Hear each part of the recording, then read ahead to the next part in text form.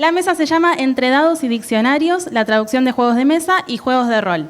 Modera Federico Cristante, que es traductor literario y técnico científico, egresado del Instituto de Enseñanza Superior en Lenguas Vivas Juan Ramón Fernández, e integra varias comisiones de la ATI: la Comisión Directiva, la Comisión de Traducción Editorial, la Comisión de Tecnología y el equipo editorial del Caleidoscopio, donde, dicho por él, ocasionalmente se publican algunos desvaríos de su autoría. Ha tenido un breve paso por la docencia en materias de traducción, pero hoy en día se dedica mayormente a la traducción editorial. Es narrador y fanático incurable de la literatura y de los cómics, y desde la última vez que se leyó su biografía no empezó a escribir su novela. Así que seguimos insistiéndole. Bueno, disfruten de la mesa y muchas gracias a nuestros oradores. Bueno, buenas tardes. Yo voy a seguir hablando. Gracias por estar aquí. Agradezco la presencia de estos queridos oradores y de Juan Betanzos, que no lo queremos tanto, y que nos mandó un video desde España. No ha podido venir, hubiera sido buenísimo tenerlo aquí. Pero bueno, de nuevo, muchas gracias por estar. Y bueno, le pido un fuerte aplauso para ellos mientras me apresto.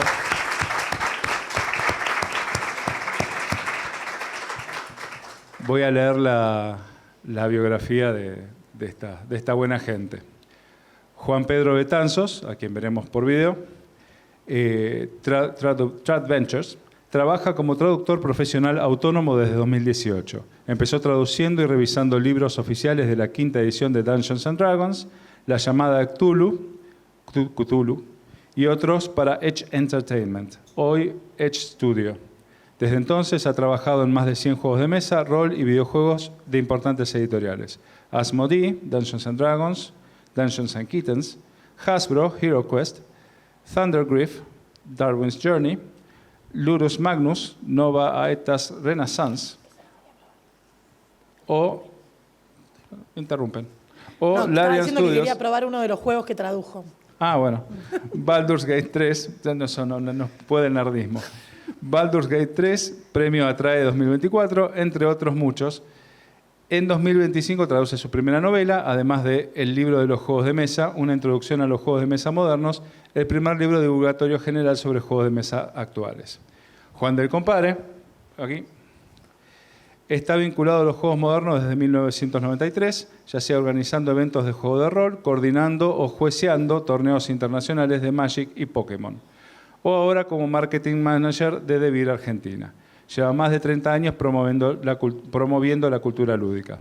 Su vinculación con la traducción se da a través de las reglas y exámenes de Magic the Gathering, que tradujo al español para Wizards of the Coast, o su comunidad de jueces, llegando incluso a coordinar las traducciones a todos los idiomas de los documentos utilizados por el programa de jueces. Hoy en Devir Argentina, parte de su trabajo es ser el experto en juegos, que los estudia y evalúa para su distribución en nuestro país, lo cual le permite trabajar de modo más cercano con el departamento editorial y los equipos de traducción.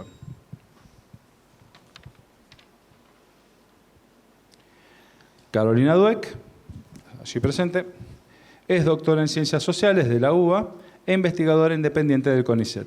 Trabaja en Buró de Juegos hace 5 años como coordinadora de desarrollo y de localizaciones.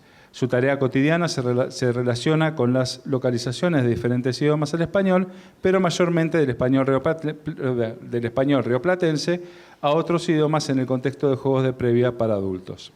Ezequiel Whitner es cofundador de la editorial El Dragón Azul y Geek Out.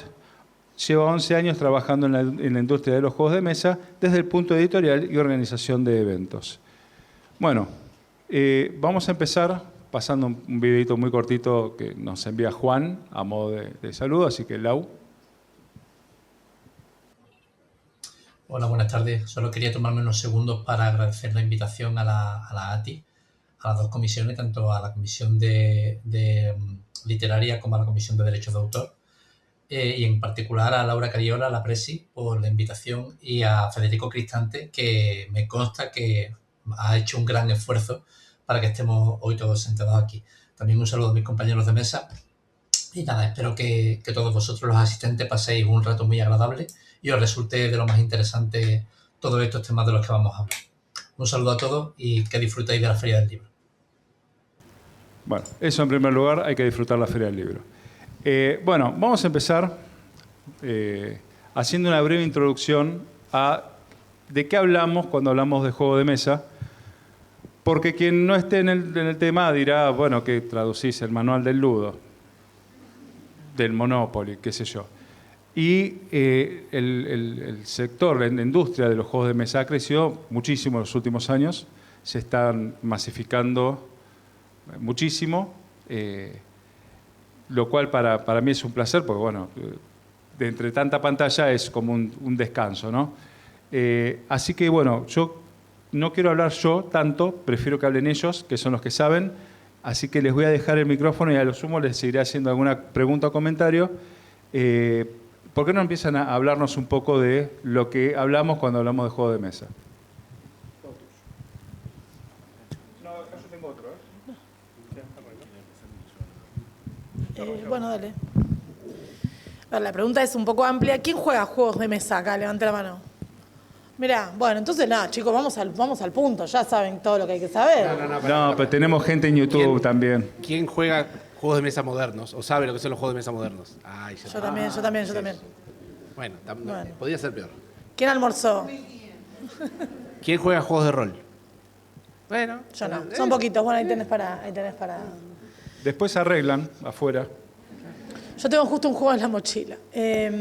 Bueno, gracias por la invitación. Me pone muy contenta estar acá, visibilizando un poco una tarea que es muy invisible. No sé si a ustedes les pasa, pero es una tarea muy invisible. De hecho, bueno, parte de los registros de autoridad que estaban hablando antes, porque vinimos antes, tiene que ver un poco con poner en escena el trabajo que muchas veces queda invisibilizado. La experiencia que yo tengo y que les quiero compartir muy brevemente, yo soy coordinadora de desarrollo en Buró de Juegos, no sé si conocen la marca, bueno, hace 5 años, parece que fue ayer, pero son 5 años, entonces traje 2 ejemplos, me pones la portada y... Traje 2 ejemplos que tienen que ver con algunas de las preocupaciones y pensamientos cotidianos que me ocupan como coordinadora de traducciones de, bueno, si saben lo que son los juegos de previa tienen el núcleo de eficacia cuando te da risa aquello que estás leyendo. Si vos lees algo en un registro que no te identificás o con un chiste que no es local, no funciona. O sea, la clave de todo eso es que tiene que funcionar. Te pueden gustar más los juegos de previa, menos, lo que sea. Pero lo que sí es seguro, que si vos no sentís una relación con el lenguaje, con el código, con las formas de habla, te da como medio raro. Si te da a veces medio raro, depende con quién lo estés jugando, imagínate si no compartís el código. Entonces, uno de los desafíos para la localización y traducción de los juegos tiene que ver con la localización. Nosotros hablamos no tanto de traducción, que la hacemos, o la mandamos a hacer con traductores cuyas tarifas están regladas por la ATI. Por eso entro 40 veces entro al sitio. Hola, ¿qué tal? Hay que hacer un ajuste porque ATI, a ver, y ahí entro. Bueno, ¿vieron cómo es esto? Es un trabajo así. Entonces nosotros trabajamos en un doble proceso. Primero un proceso de traducción y luego un proceso de localización. ¿Me pueden disculpar si yo digo alguna mala palabra? No soy yo, son los juegos que traigo. ¿Puedo decir alguna cosa? Bueno, está bien. Bueno, señor, ¿se puede decir culo? 18, bueno, acá, ¿no? si yo digo culo, y ustedes se ríen, porque somos todos gente muy infantil, parecemos grandes, pero somos todos muy infantiles, pero si yo leo culo, y en mi país culo se dice astrombering, no me da risa, porque no lo entiendo, porque me acuerdo que tenía un amigo argentino que decía... Entonces, el desafío de la localización a veces es igual o mayor al de la traducción, porque podemos poner las palabras correctas, pero no necesariamente generan el mismo efecto buscado en un juego de mesa. En un juego de mesa que en general se espera, traje 2 ejemplos, que son muy juegos de previa, Amigos de Mierda y Decisiones de Mierda. No estuve en el desarrollo de Amigos de Mierda, pero sí en todas las localizaciones, y sí estuve en el desarrollo de Decisiones de Mierda. Suena más divertido de lo que parece. Cuando es un trabajo, ¿vieron cómo es esto? Cuando es un trabajo, es un trabajo.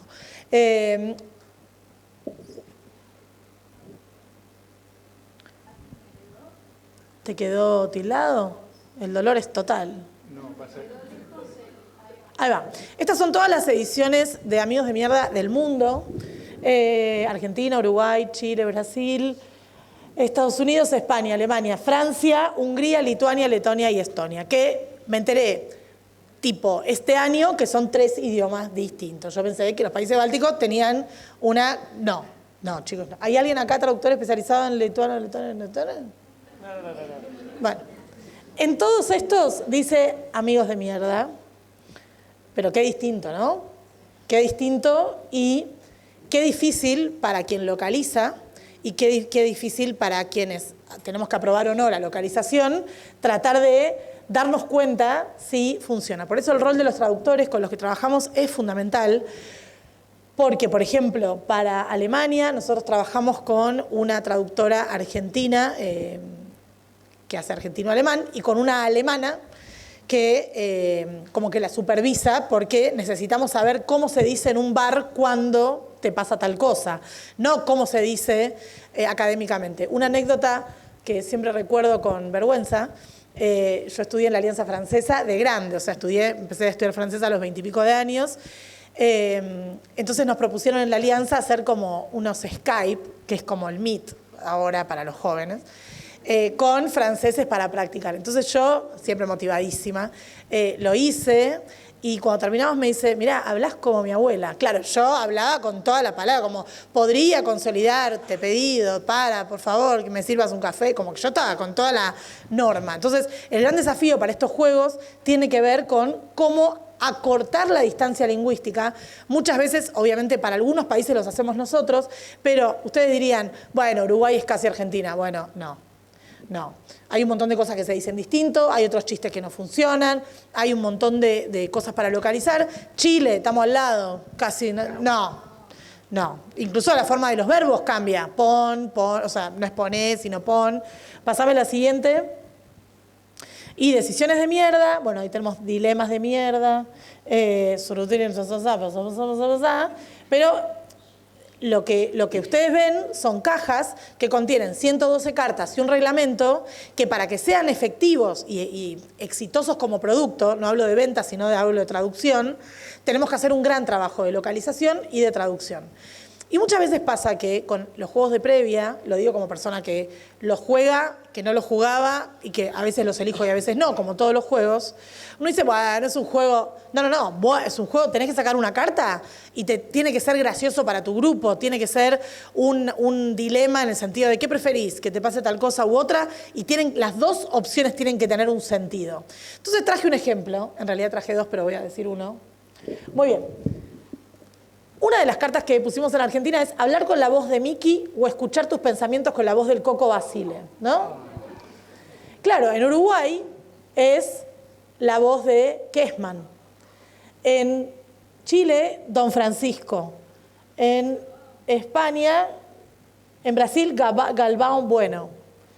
Scooby-Doo en Estados Unidos, Gloria Fuentes en España y Alemania toma la versión de Estados Unidos, que es la internacional, entonces usa Scooby-Doo como un personaje internacional. Este proceso que ustedes dicen, bueno, está bien, por eso Scooby-Doo, esto nos lleva un montón de tiempo, porque los traductores y localizadores nos proponen cosas, nos ponemos a googlear, la voz de Gloria Fuentes es muy graciosa, pero para llegar a Gloria Fuentes tuvimos que descartar otras personas. Entonces, el efecto de cada una de estas traducciones es pleno cuando tiene sentido el rol del localizador. Y acá tenemos una doble pericia que buscamos siempre, que es, por un lado, el registro lingüístico adecuado y, por otro lado, el código social construido por fuera de la literatura y de los libros. Es decir, no está en ningún manual cómo decir, no voy a decir nada bestial, pero cómo decir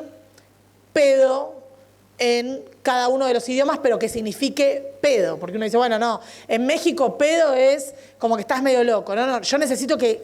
¿Cómo se dice esto acá? En Alemania siempre son 60 caracteres. O sea, hola, 60 caracteres. O sea, siempre es así. Trabajamos con límite de caracteres. A las pobres traductoras les ponemos no más que esto y me dicen, me falta el doble. Bueno, no sé, lo lamento. ¿Tenemos la otra?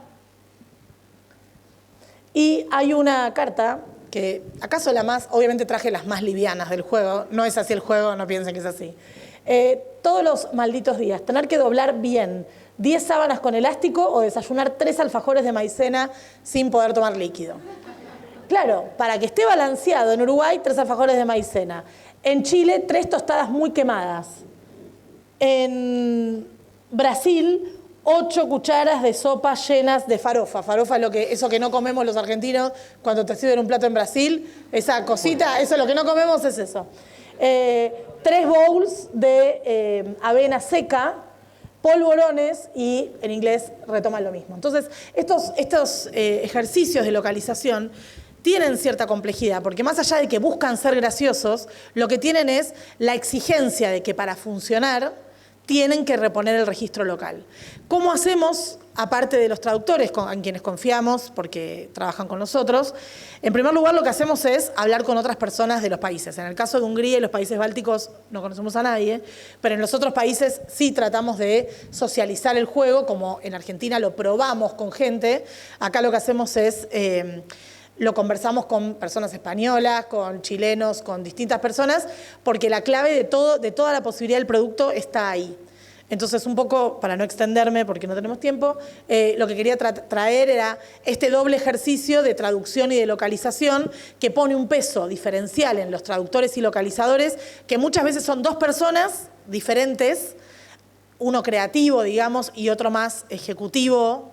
Y a veces es la misma persona, por eso, bueno, no sé, estamos ahora en un proceso con un país que no puedo decir, pero que conseguimos una persona que cumple las 2 funciones y es como, realmente es un trabajo muy ameno porque es como que todo el tiempo te da un feedback de, mirá, en un bar en tal país no se dice así, lo que suelen decir es esto, y bueno, es un poco un acto de fe y un poco un acto de traducción.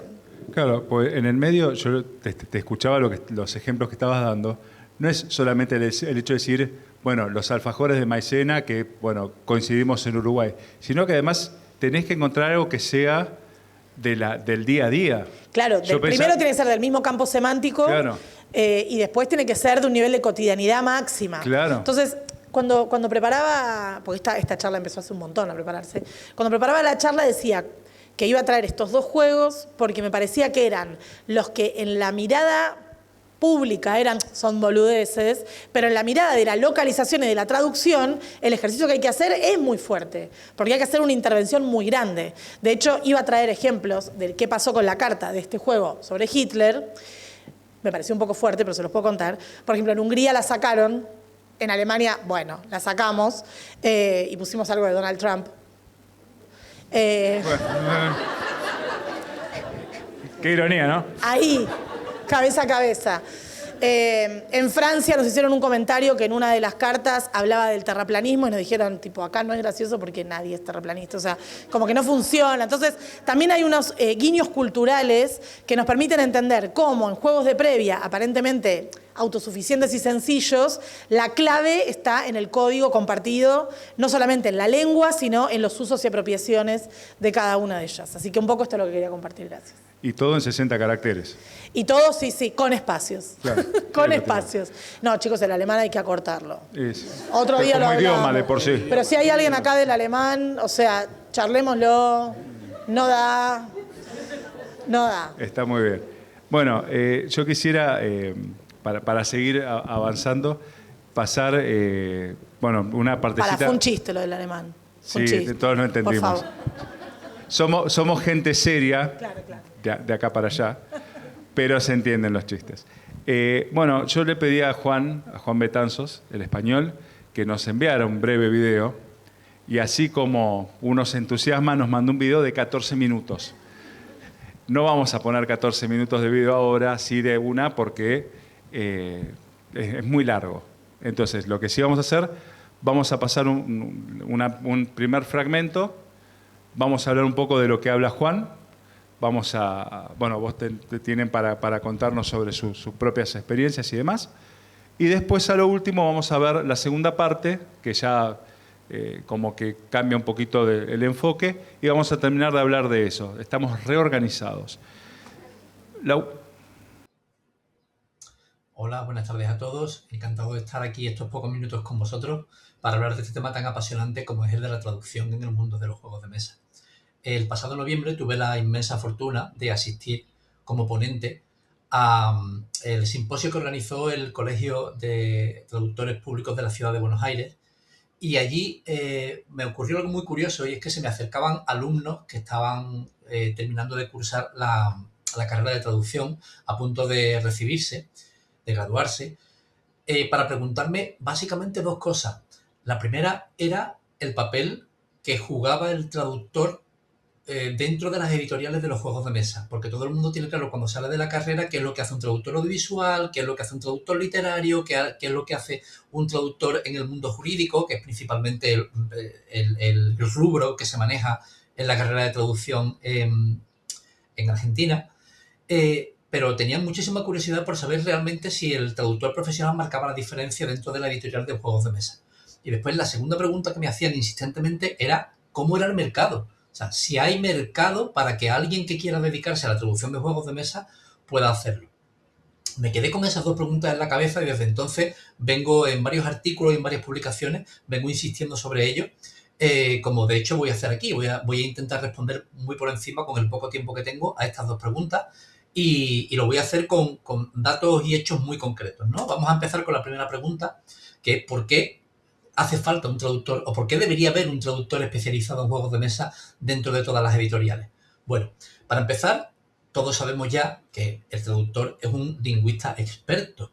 Entonces, es una persona que no ha pasado una temporada en el extranjero y por eso se ha hecho con el idioma, habla muy bien, a lo mejor tiene ciertos conocimientos de gramática, del vocabulario del día a día. No, el traductor es un experto lingüista, conoce las herramientas de traducción asistida, puede manejar esas herramientas que conocéis, ¿no? MemoQ, Trados, todas estas herramientas que nos ayudan a aumentar la productividad, lo cual lleva a trabajar con mayor rapidez y lo cual lleva, por último, a que exista un compromiso que alguien amateur en la traducción no podría tener. Un compromiso de cantidad de palabras al día, un compromiso de cumplir con una fecha de entrega y nunca pasarse de ella, bajo ninguna circunstancia, a ser posible. Entonces, este tipo de compromiso lo hace una persona experta que sabe cuáles son las herramientas para conseguirlo. También, por otra parte, aunque haya personas que hayan viajado al extranjero y tengan muchos conocimientos de inglés, eso no evita para que en el mundo de los juegos de mesa, donde hay una terminología tan específica, se puedan cometer errores de bulto en cuanto a los calcos o los falsos amigos que normalmente aparecen en los juegos y en los que se puede caer muy fácilmente si uno no se mueve habitualmente en ese rubro, ¿no? Y por último, algo que también aporta un traductor experto a una editorial es el asesoramiento lingüístico y la creación principalmente de guías de estilo. ¿Por qué? Porque muchas veces en las editoriales manejan un contenido desde el punto de vista visual, desde el punto de vista gráfico, desde el punto de vista del marketing, pero muchas veces nadie pone atención a los elementos lingüísticos de las reglas para que esas reglas sean más comprensibles, sean leídas con mayor naturalidad y ayuden al jugador, que es en último término lo que hace un buen traductor, ayudar al jugador a que comprenda mejor las reglas y a que no haya ningún problema de desarrollo del juego, de las mecánicas, del manejo de los componentes, de la interacción entre todos esos elementos. Pues una buena traducción o una mala traducción marca la diferencia entre que un juego sea fácilmente jugable o que no lo sea, o incluso que la editorial tenga que verse obligada a retirar un lote completo de un juego porque una serie de errores en esta traducción han vuelto el juego injugable y reciben devoluciones masivas de los jugadores, ¿no? Entonces, este tipo de errores, con un traductor experto profesional, no tienden a no suceder. Todo el mundo puede cometer un error, obviamente, pero tienden a no suceder. Luego, por otra parte, el traductor que se ha especializado en los juegos de mesa se ha especializado porque ya de antes el juego era una pasión que tenía, era un hábito, era una afición habitual e integrada en su vida y probablemente lleva muchos años jugando. Eso hace que tenga una familiaridad con el vocabulario y la terminología de los juegos de mesa, con normalmente cómo se desarrollan las reglas escritas en los reglamentos, en los libros de reglas, cuáles son los componentes típicos, cuáles son las mecánicas más habituales.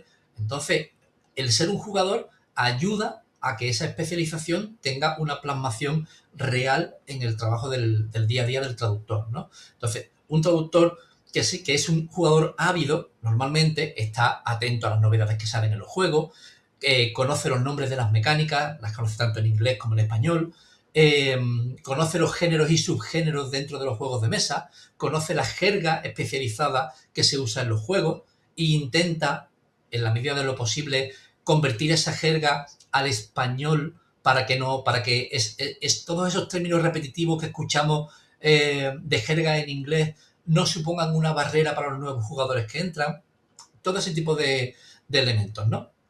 Por otra parte, el traductor especializado en los juegos de mesa también, con el paso del tiempo, entiende el mundo editorial en el que se está moviendo. Entonces, sabe de plazos, sabe de licencias y licenciatarios, las condiciones que ponen los licenciatarios para que el juego pueda salir a la venta, las condiciones para que unas cosas se puedan traducir y otras no. Todo ese tipo de detalles, ¿no? Y también conoce los procesos de impresión, distribución, logística, con lo cual entiende muy bien qué papel juega la traducción en toda esa cadena editorial y se amolda a ella, ¿no? Esto sería en relación al papel del traductor especializado. Luego, por último, un gran detalle es que los juegos de mesa cada vez están adquiriendo mayor complejidad. Siempre ha habido juegos sencillos y complejos, o como se suele decir, ¿no? Juegos de entrada, los más sencillos, juegos intermedios y juegos pesados. Pero últimamente el desarrollo de los juegos está llegando a un punto en el que, como se puede ver aquí en las imágenes, los juegos se vuelven muy complejos. Y alguien que no esté versado en los juegos de mesa y la traducción de los juegos de mesa se puede encontrar con una serie de problemas que literalmente no sepa cómo resolver. Un traductor especializado con muchos juegos a sus espaldas sabe cómo enfrentar o cómo enfocar todo este tipo de problemas. Bueno, acá vamos a hacer una pausa. Vuelvan.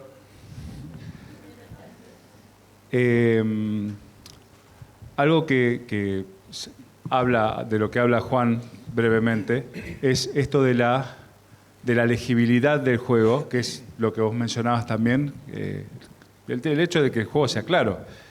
Algo que cuando yo estaba hablando con Ezequiel, entre paréntesis, Ezequiel es fundador y qué sé yo, cuando habla de cofundador, pero en la biografía habla de que es cofundador con la esposa. ¿Es tu esposa o es tu pareja? No quiero inventar etiquetas. Qué buena pregunta. Me casé hace 13 años. Fantástico. Es la esposa entonces. Entonces estaba hablando con los dos en esa conversación y algo que dijo tu esposa en su momento, cuyo nombre ahora ya no recuerdo, Laura. Fantástico. No es otra Laura. Lo que ella dijo, que por eso es una obviedad, pero yo no lo había pensado, lo cual habla de mi estupidez, no del comentario, es que el juego es un juego gracias al manual. O sea, si tenemos las piecitas o las cartas o lo que sea y no tenemos el manual, no tenemos el juego. Obviamente, si sabemos jugar el juego no hace falta el manual, pero fíjense, acá tenemos libracos. Esto es un manual de juego. No me pueden decir que quien hace esto no es una editorial.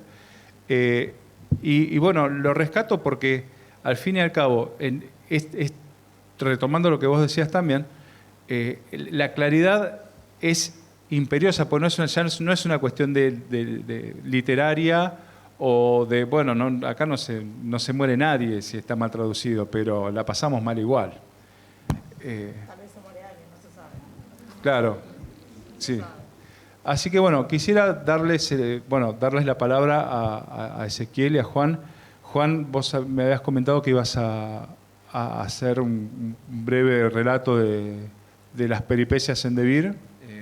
Bueno, a ver, lo primero, considerando lo que estaba comentando Caro, tengo que hacer mea culpa porque Devir es un conglomerado que abarca toda Latinoamérica y España y las traducciones están en español. De España, tío, joder. Y no hay manera que todo el mercado latinoamericano todavía pueda empujar eso. Yo creo que es cuestión de tiempo. O sea, por suerte, creo que el mercado latinoamericano es un poco más permeable o resistente a decir, bueno, está en gallego, es lo que hay.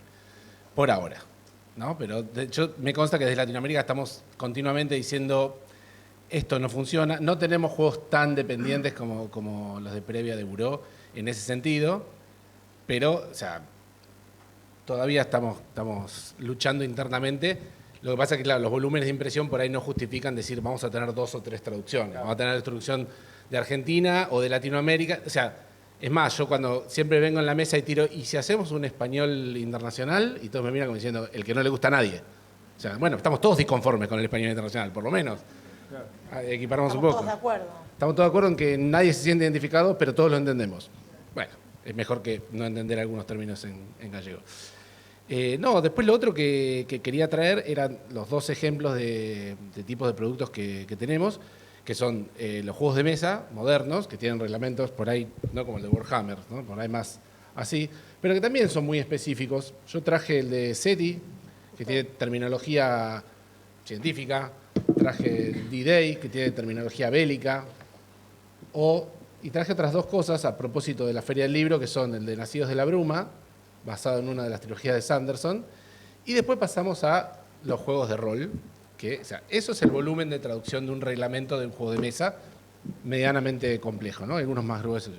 Otra cosa son los juegos de rol, que todavía no definí, pero vi que varios acá habían, y traje 2, que son el de basado en Archivo de las Tormentas de Sanderson y basado en El Señor de los Anillos de Tolkien, para que vean además el volumen de traducción de que estamos hablando. Es otra cosa completamente distinta, pero esto tiene otra particularidad también vinculada a algo que veníamos hablando, que es, más allá de ser un traductor especializado en juegos, en el caso de rol necesitas saber cómo se juega, porque te equivocás en un término, en algo del glosario, y ya no se entiende, ya los jugadores se pierden. Si la ficha dice algo distinto a lo que dice el juego, a los jugadores se pierden. Estos en particular, hablando con los editores, me contaban que tienen un segundo proceso, así como los procesos lingüísticos de cómo se dice esto en un bar en Lituania. Bueno, acá de golpe viene un traductor, hace todo este manual en varios meses, y después esto pasa a un grupo de fanáticos de Sanderson que te van a evaluar y te van a decir si estás usando los términos correctos, los personajes correctos, este personaje no diría esto, y ese tipo de cosas, lo cual vuelve a dar lugar a la importancia de una traducción bien hecha, que no solamente necesita un profesional que conozca el tema, sino a veces en cuanto a la temática.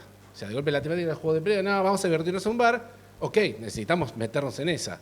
Bueno, acá vamos a hacer un juego de rol metido en El Señor de los Anillos, ok, hay que meterse en la Tierra Media. Llamala a Lauques.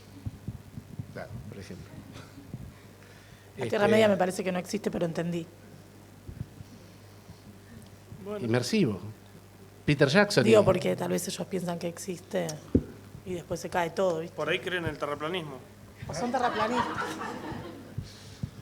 Pero bueno, eso como para reforzar un poco desde mi experiencia, y ni siquiera me meto en los trading card games, que ahí sí es ultra técnico. Mi experiencia de Magic no es un glosario, es un manual técnico que Dios te salve si te equivocaste una palabra de habilidad, porque de golpe esta carta no hace lo que dice que tiene que hacer en inglés, sino que hace una cosa totalmente distinta en la horda de jugadores que te van a venir a buscar. He escuchado los peores comentarios al respecto de las traducciones de Magic y a veces me dan ganas de decir, si supieras lo que pasa de este lado, no serías tan, es una pavada hacer esto. No es una pavada. Yo no te voy a mentir, cuando yo he jugado Magic y cuando comenté en mi grupo de amigos, sí, voy a entrevistar a la charla con Juan del Compare, decirle que... Dale, flaco. Igual, ¿qué intensidad? Los jugadores de Magic tienen una intensidad... No lo jugamos, estamos describiendo. Además está el tema de que, digo, como bien dijo, le contaba la biografía, me meto por la importancia de lo que me parece la traducción del juego y entender y acercarlo al público desde mi lado de juez y con la importancia de, necesitamos las reglas traducidas, necesitamos los exámenes de juez traducidos. Si las cartas están en español, ¿cómo no van a estar las reglas en español? Entonces, pues, el público me asoció a las cartas. Entonces, el nombre de esta carta es una mierda. Bueno, ok, le digo a alguien, claro, le paso el dato, pero dice igual, que tiene prisa, sí. Me parece, ¿no? Pensando, contestame, contradecime, lo que sea, hay algo que intersecta el coleccionismo con las cartas, que muchas veces tiene que ver con cuál es el valor de reventa, cuál es el valor para, o sea, como una especie de capitalización. Entonces, a veces cuando hay alguna falla de algo que a nosotros, seres humanos, en el límite de lo neurotípico, pero neurotípico, es decir, que funcionamos socialmente, decimos, bueno, es una tilde, una S, y tal vez eso le quita todo el valor a esa carta en una apuesta futura de trading, de intercambio, o se lo da, claro. Es la única en la que se equivocaron. Exactamente. Ojo, yo voy a hacer un breve comentario. Si creen que la gente del fantasy se pone mal con un nombre mal traducido, la gente de Magic es gente de fantasy con esteroides. Yo creo que con esa me la van a entender. Antes del comentario que estaba preparando Ezequiel, me acuerdo mucho de una carta que hizo mucho eco. Una carta que, no sé, generaba una ficha 1/1, pero el español la generaba fichas 2/2. Y escándalo. O al revés, no me importa, pero obviamente no es lo mismo a nivel juego. No. Y tenés que guiarte por la carta de inglés original. Pero era tipo, estos traductores, yo tipo, el número no se traduce, chicos, todo bien, pero o sea, hay un error de maquetación, no sé qué pasó, pero el número no se traduce del inglés al español. No lo entendía. Y bueno. A veces suele pasar en el proceso de traducción. Acércate el micrófono para la grabación más que nada. A veces suele pasar en el proceso de traducción que, por lo menos nos encontramos nosotros con nuestra editorial, que vienen ya desde el vamos el manual mal escrito. Y empezamos desde la base que el reglamento es una cagada.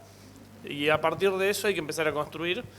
Y nos encontramos en el proceso de traducción ya hablando con el traductor y después corrigiendo al traductor y el traductor corrigiéndonos a nosotros. Y eso es a veces un debate divertido, por ponerle una frase. Pero la parte, no, para nada. La parte más importante de ese proceso es que en lo que es reglamentos no se usa casi nada sinónimos, se repite un montón palabras y eso no es una costumbre, y encontrar la palabra correcta para definir exactamente esa acción es lo que modifica mucho la experiencia resultante o entender qué es lo que estás queriendo aplicar en esa regla en particular. El juego puede ser extremadamente sencillo y muy simple, pero por ahí en una de esas, en el reglamento original se les ocurrió poner el proceso de robar una carta.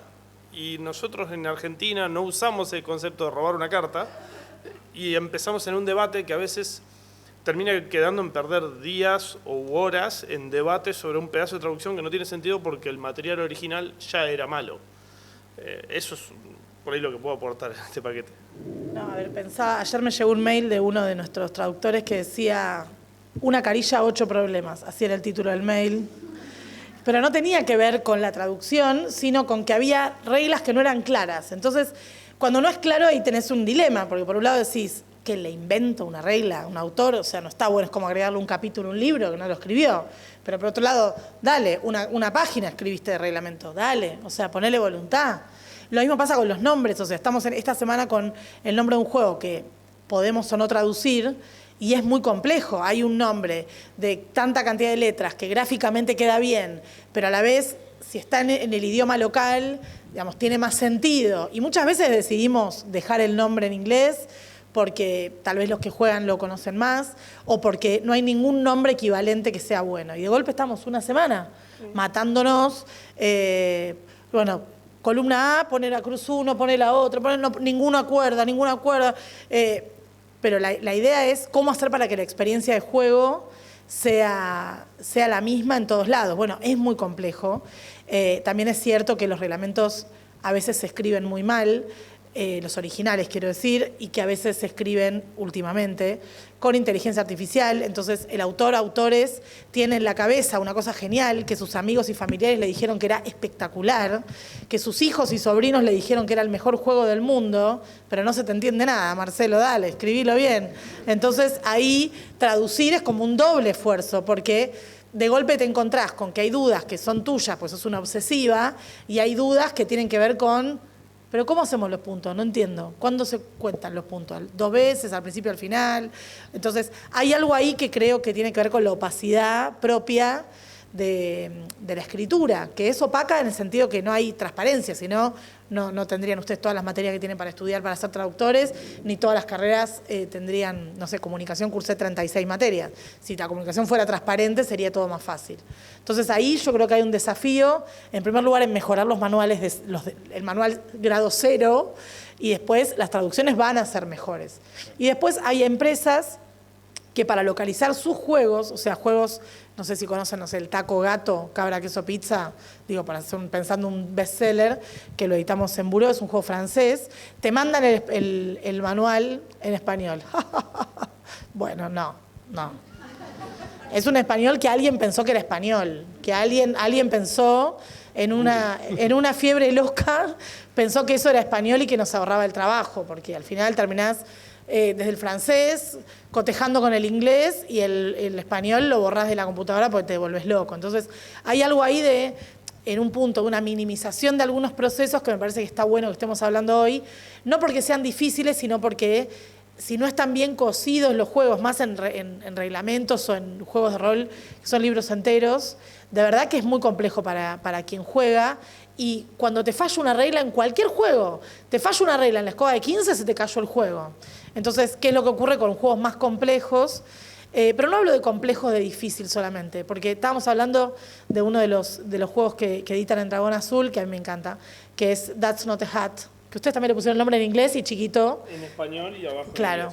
Que no tienen idioma, no tienen palabras las cartas, pero que el reglamento en inglés es re hostil. Sí. O sea, parece mucho más difícil el juego.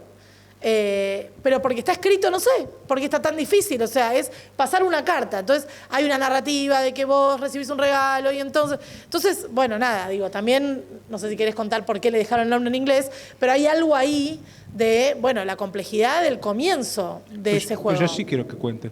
Yo sí, por eso es que cuente, que cuente. Contá. A ver, el juego es una genialidad. Es genial. A mí me pareció una genialidad. Y pusieron una narrativa que no es necesaria. Así como ocurre con No Thanks, No Gracias, también ocurre lo mismo. Te dan un regalo y vos ese regalo lo tenés que pasar a otras personas. Pero el tema es que esas cartas que empiezan todas boca arriba, después las tenés que poner boca abajo y tenés que recordar qué cartas te dan diferentes personas y vos tenés que aceptar que te la están dando si es la que te dijeron que te están dando. te paso un libro y vos te tenés que acordar si la vuelta que dio para un lado y para el otro es un libro. En ese proceso vos le podés desconfiar o no desconfiar. Esos son, no sé, debe ser una hoja A4 reducida en un librito así que tienen algo así como 80 caracteres de lado, de corrido, por 12 renglones. Todo eso convertido en un librito chiquitito para poder hacer que el juego sea jugable e entendible. En la práctica fue un dolor porque la editorial nos había pedido que mantengamos la temática y para nosotros fue realmente un dolor y fue incómodo traducirlo porque había que mantener la temática y hablar de puntos cuando te hablaba de regalos. Recibir un regalo era una mala idea en la propuesta de juego. Entonces ahí entramos en un problema más complejo, aunque el juego es extremadamente sencillo. O sea, el juego es re fácil, pero bueno, sí, a veces cuando le ponen mucho condimento y cuando te hacen un regalo es feo regalárselo a otro, entonces no podés pasar esa carta, sino que, entonces recibí 2 cartas, pasar anterior. No, el regalo que te dieron no es amable que vos lo pases. Entonces como una... ¿Y el nombre por qué lo dejaron en inglés? Bueno, el tema del nombre lo dejamos en inglés fue por reconocimiento de marca. Nosotros debatimos un montón cada vez que nos encontramos con un producto cualquiera sea, debatimos cuánta gente ya lo consume, cuánto se vendió ese producto y a partir de ese argumento es la necesidad de que el nombre se mantenga. Como consideramos que en Argentina no lo conocía absolutamente nadie, nos parecía útil que exista la traducción en español, pero mucho del público que nosotros nos consume activamente es público que ya consume juegos de mesa, entonces era útil la existencia del nombre en inglés. Poner los dos básicamente se convirtió en algo bonito como detalle en la caja. Que no es un dato menor, porque en realidad el hecho de que tenga una versión en español, que sea chiquita, sí, sirve para el que no es de habla inglesa pueda referirse al juego y vaya generándole un un nombre. Y de por sí el juego es 100% independiente de idioma. O sea, Claro. no necesitas saber nada y ahora se viene una nueva edición donde ni siquiera tiene texto en las cartas. Claro. Bueno, gente, yo les cuento que ya se nos pasó la hora. Mentira.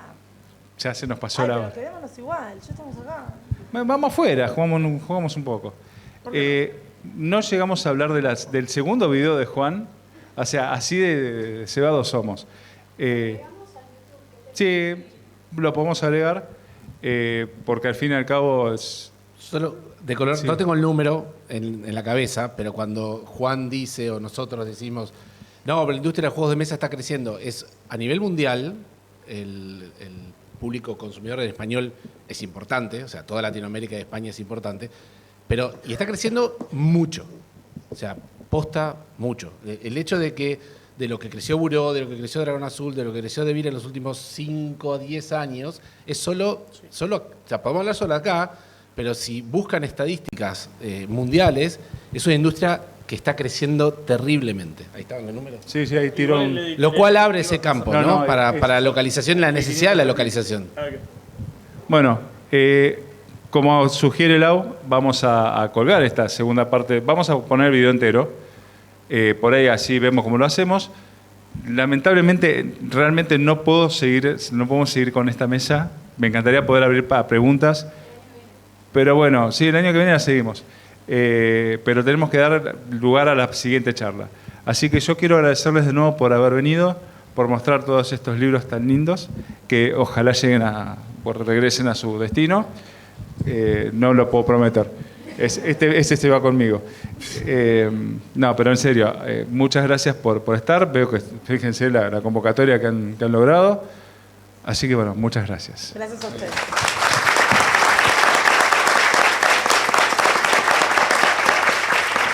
Agrego algo, que nos echen, agrego algo. Pienso, porque veo muchos jóvenes, entonces que el video que vimos es de un traductor muy especializado, muy profesional. Entonces lo que quiero decir es que no necesariamente tienen que saber todo eso, porque muchos traductores no saben licencias y todo eso, o sea, apenas lo sabemos a veces nosotros que nos ocupamos del tema. Entonces digo, para que no se amedrenten, que está muy bien todo lo que dijo, pero no es que lo tienen que saber del día cero, Claro. porque si no es un poco abrumador. Entonces digo, pueden interesarse en los temas e ir metiéndose, pero no es una condición excluyente, por lo menos no lo es en el mercado argentino y en gran parte del mundo. Digo, para que No, no parezca un montón. es experiencia que se va acumulando. Sí, me parece súper importante que también decía Juan, si quieren meterse, jueguen. Jueguen. O sea, no Sí, pueden sí, decir, vengo sí. del Marte y quiero traducir esto y no No. te va a salir bien, dedícate a tu campo de especialidad. Eso seguro, pero digo, porque dijo tantas cosas que digo, veo tantos jóvenes y que no se vayan desmoralizados de acá. No, claro. Manden consultas. Eso. Buenas tardes. Bueno.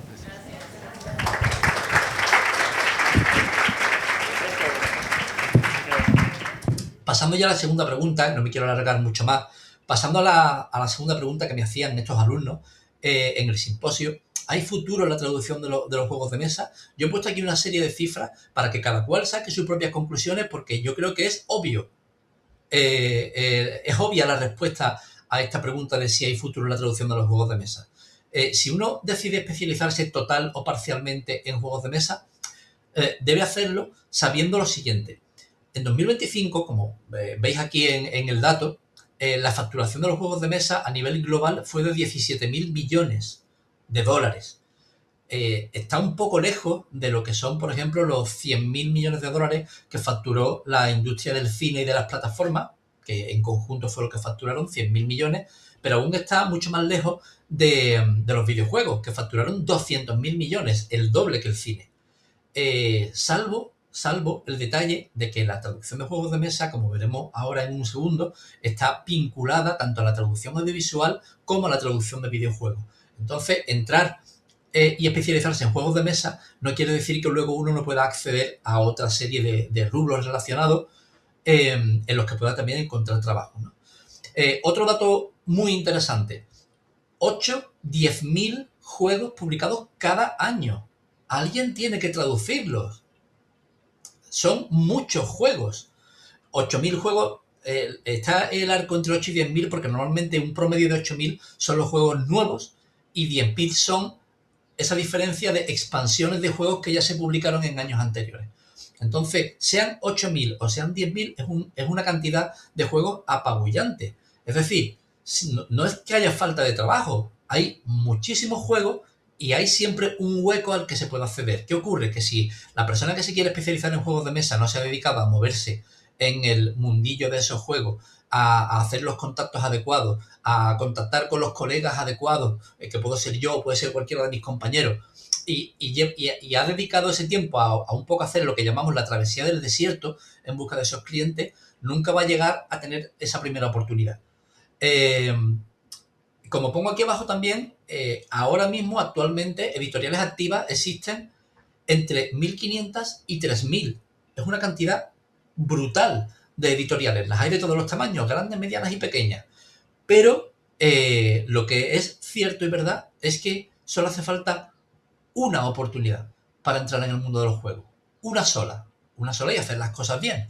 La persona, el traductor, que tiene conocimiento de juegos de mesa porque lo ha jugado toda la vida, sabe de eso y aparte tiene conocimientos de traducción profesional y consigue la primera oportunidad, lo tiene que hacer muy mal para no tener una segunda, porque normalmente cuando se entra en una editorial a traducir, no se entra para traducir un juego, sino que se entra a traducir ese juego de ese momento y si el trabajo está bien hecho, genera confianza en la editorial y normalmente ya lo que suele venir detrás es un rosario de juegos uno detrás de otro, solo de un cliente. Cuando el cliente ya te ha encargado 3 o 4 juegos y tú eso ya lo puedes poner en tu portfolio, lo puedes poner en tu currículo y lo puedes lanzar al mercado para venderte, eso genera nuevas oportunidades que te va llevando a otras cosas de forma derivada, a otros nuevos clientes y así es como se empieza en el mundillo. Pero lo dicho, solo hace falta una oportunidad para empezar. Si se aprovecha, tiene un buen rendimiento posteriormente. Bien, por último, quería mencionar, y ya termino, que entrar a trabajar como traductor de juegos de mesa en una editorial o empezar por ahí no quiere decir que no se puedan hacer otras cosas. De hecho, este diagrama que pongo aquí es un diagrama extraído de mi propia experiencia y de la experiencia de muchos compañeros que tengo alrededor a los cuales les ha pasado exactamente lo mismo. A mí, sin ir más lejos, hace 4 meses me surgió la oportunidad de traducir una novela. Fue mi primer paso, mi primer intento en el mundo de la traducción editorial, el cual yo en 8 o 9 años que llevo traduciendo no había hecho nunca y me surgió la oportunidad y ha salido muy bien. El editor está muy contento, extremadamente contento con mi trabajo. Le puede pasar a cualquiera. Igual que me ha pasado a mí esto, tengo otros compañeros a los que les ha llegado la ocasión de entrar en el mundo de los videojuegos o han buscado a alguien experto en el juego en particular cuando han tenido que hacer traducción audiovisual de la serie sobre ese juego, como estos 3 que pongo aquí, ¿no? Exploding Kittens, por ejemplo, o Hombres Lobos de Castro Negro, o el mismo Catán, del cual Netflix está desarrollando ahora una serie, ¿no? Entonces, puede ser que quieran contar con traductores para traducción audiovisual para esas series o esas películas, que sepan de lo que están hablando y que no cometan deslices en los subtítulos, por ejemplo, o en la traducción para doblaje. Es otro caso, ¿no? Y después también hay muchos otros campos. Está el teatro, están los juegos de rol, la literatura, la divulgación, las revistas. Hay muchísimos campos. Entonces, ¿qué quiero decir esto? Que aunque uno esté haciendo traducción médica o esté haciendo traducción jurídica, si una de sus pasiones en la vida son los juegos de mesa, no debe dejar de intentarlo. Porque eso le puede abrir una serie de puertas luego que lo lleven a construirse una carrera profesional completa o un 50% o un 75% de su carrera profesional con un montón de clientes que ni se imaginaba que iba a tener. A mí me ha pasado, le ha pasado a muchos compañeros y cuando digo estas cosas no las digo en vacío, las digo por decir o por animar falsamente a los alumnos. Es que pasan las cosas así. De hecho, hay alumnos a los que ya incluso les he demostrado en sus propias carnes, digamos, que esto pasa porque también les ha pasado a ellos después de escucharme a mí que se lo decía, ¿no? Entonces, pues, no hay que desesperar. Si alguien lo quiere intentar, no debe dejar la oportunidad por detrás, debe intentarlo. Y tengo la sensación de que si uno lo intenta convenientemente y bien asesorado y haciendo las cosas que tiene que hacer, el mundo de los juegos de mesa le puede dar muchísimas satisfacciones. A mí me la está dando y, como veis, intento transmitirlo siempre cuando me permiten hablar en algún lugar o escribir algún artículo. Siempre intento transmitir esta emoción y esta pasión por este tipo de traducción, porque levantarse por la mañana y dedicarse a hacer este tipo de trabajo es una cosa apasionante que yo no cambiaría por nada en la vida. Es el trabajo más bonito del mundo y así intento transmitirlo. Dicho esto, Un saludo a mis compañeros de mesa. Me habría encantado estar allí para responder preguntas, que seguro que habría algunas vuestras, de los asistentes. Pero bueno, ya buscaremos la ocasión de que eso pueda suceder en otro momento. Un saludo a todos y muy buenas tardes. Os dejo aquí mis datos por si queréis contactar conmigo. Estoy perfectamente abierto a responder a vuestras preguntas y a contactaros por LinkedIn, por las redes sociales, donde queráis. Un abrazo a todos y muchas gracias de nuevo por la invitación a la ATI. Un saludo.